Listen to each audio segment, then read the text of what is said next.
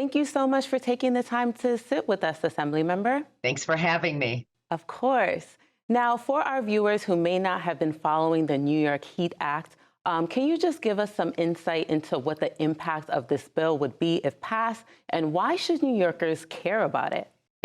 We're not going to see immediate changes, but this is part of a long-term process to transition our energy economy away from uh, gas and other fossil fuels and move toward renewable energy, clean renewable energy. And again, this is going to take a while, but we passed very far reaching energy goals in 2019, almost 5 years ago. That's called the CLCPA, the Climate Leadership and Climate Protection Act. This is part of meeting those goals that we all agreed to at the time were ambitious. And this Right. is another step in moving that. But the point is it's been a difficult process, but what we really are trying to communicate is that ultimately there will be savings in moving toward this clean, renewable energy economy. And a part of this bill would implement a 6% income cap on New Yorkers paying their utility bills. So, can you give us some insight into how that figure was determined? Sure. Well, I should start by saying no matter what we do, we want to make energy affordable and reliable. There are two very, very key principles here: affordable and reliable. And part of it is we are seeing utility bills really go up. They're going up much higher in Texas, partly because they haven't done the investments. And that's something I think that's making New York stand out. That while they're going up here, nowhere near the scale, but we nowhere near the scale of other states. But what we want to move is toward an affordable, clean energy system, and that means trying to limit affordability to about 6% of one's income, especially low income and middle income families. And that, by the way, that's already been an existing goal. That's not new with this legislation. It's been a goal, but it's not in law for the Public Service Commission, the PSC. They're the ones that oversee these energy investments and the energy system here in New York. So while it's been a goal, we are trying to make that a law so that we communicate that these do take significant investments up front, but then it makes renewable energy can become very affordable on the back end, because if you are using renewable energy, relying on the sun and wind and geothermal, we're bringing in more energy, home insulation, building insulation. Energy costs can drop dramatically. So it's these upfront costs, but even then, we are trying to tell ratepayers, especially low and middle income, that we want a ceiling to make sure that it's affordable, 6% affordable. And this bill would establish civil penalties for utility companies that provide false statements to the Public Service Commission. So, can you give us some insight into what those civil penalties would look like? Well, some of those would be established. We leave a lot of authority to the Public Service Commission. Again, this which is the state oversight commission overseeing this transition. They certainly would be working with NYSERDA and DEC and other agencies. But part of that is to say we want our utilities to be transparent, utility companies to be transparent. We also want them to begin to make the investments, and we want to make sure it's affordable so that the ratepayers are not hit hard.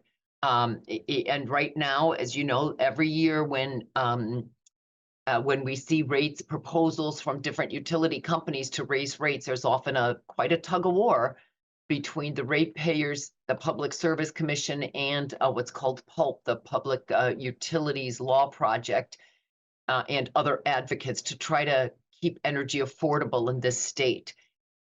This would make sure that we have that transparency and allows for penalties where it wouldn't. But I should also add part of the design of this proposal is right now about roughly, and it's very rough numbers, $200 million, $200 million is spent every single year on gas pipe infrastructure laying, because they have to be, the gas pipes have to be replaced.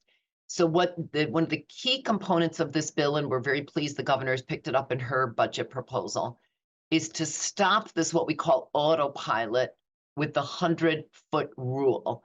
Because right now, any new construction, any new pipe replacement, there's an automatic gas pipe replacement within 100 feet. And it's the current ratepayers who pick up that cost, which is estimated again to be about $200 million.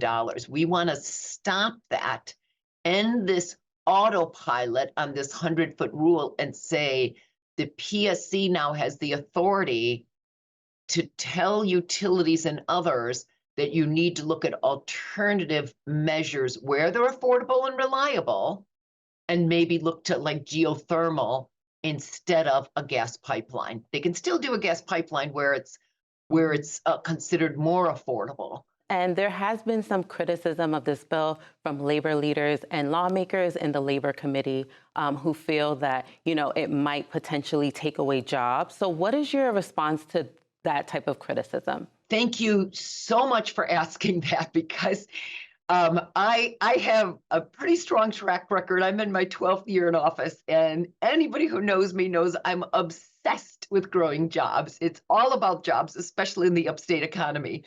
I also came out of the labor department at the federal level and at the state level. So it's part of we've been very vocal at Albany Port to make sure we get the 500 jobs that we have been planning for years with wind turbine and assembling of wind turbines, another key component of renewable energy. So I'm all about jobs.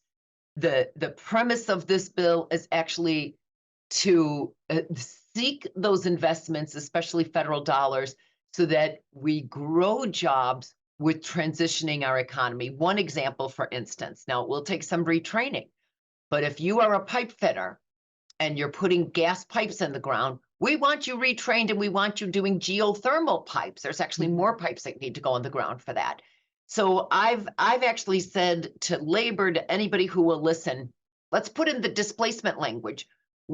I'm all in on labor protections on this, because I believe this is going to seriously grow jobs, certainly not take away jobs. There may be some retraining, but I'm fully supportive of all labor protections and all labor training that would be needed. I see this as a serious growth potential. We're also promoting what's called Upgrade New York. We did it at SUNY Albany last year. We're now pushing it for SUNY Buffalo and SUNY Purchase.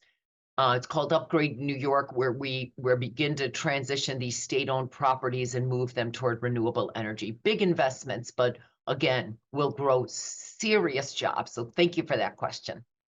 And at the time that we're filming this, the governor and legislative leaders are, of course, in the midst of budget negotiations. So what are you hearing about the status of potentially getting this into the final enacted budget?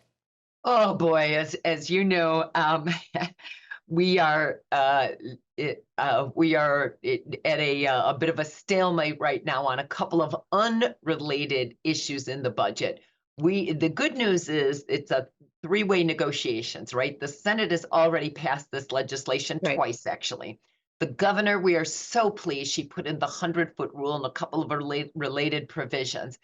I'm in the assembly. I've had this bill for a few different years. We are trying to get as many provisions of this legislation, the heat legislation, as many provisions as possible. We have tremendous momentum behind us. As you yourself mentioned, we ran into some opposition from labor groups. I feel like we're addressing that now. Had good conversations last week. Going to add in the language to hopefully add in the language to make sure that this is seen as a job growth initiative, not a negative job initiative. So we remain optimistic, but certainly everything is up in the air right now since we don't have some of the big issues settled. on the budget, and those include housing, some education funding, and of course, Medicaid spending. So as I'm told, we're that next tier, but we're doing the work on this every day. Thank you so much for taking the time to speak with us today. Unfortunately, that's all the time we have today. And we were speaking with Assemblymember Patricia Fahy. And as the Assembly member underscored, it's unclear whether or not the entirety of the New York HEAT Act will be included in the final enacted budget at this time. But we'll let you know how it all turns out in the coming weeks. For more information on the New York HEAT Act, you can visit our website. That's at nynow.org.